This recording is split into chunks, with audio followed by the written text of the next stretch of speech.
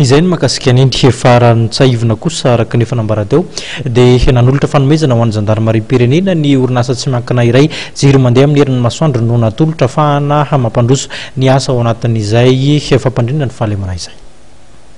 Notoloran'ny orinasa Sunbeam majiro mandeha amin'ny herin'ny masoandro misy zato ny gendarmerie pirenena. Nitototsaina tetsy amin'ny tobin'ny gendarmerie pirenena tsy Betongolo ny lanonana fanomezana ireo jiro ary natao tampombo ofisialy zany.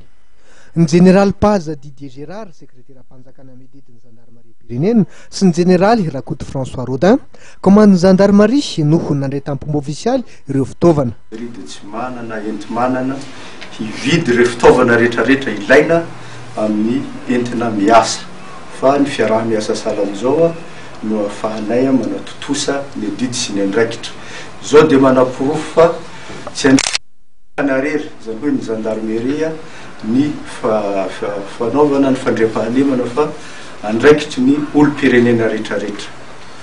Ny tokony menay dia zao hoe hikojakoja ary hampiasa ireto fitaovana nomena reto amin'ny tokony ho izy ary hamparitaka any amin'ny toerana tokony hiatefany ary dia mitodika manokana zany amin'izay tale hisahana nytia izay efa fantany ndraiky mba hanome baiko ary hanara-maso izay ampiasa azy mba hikojakoja azy mba tsy ahamenatra ny gendarmerie.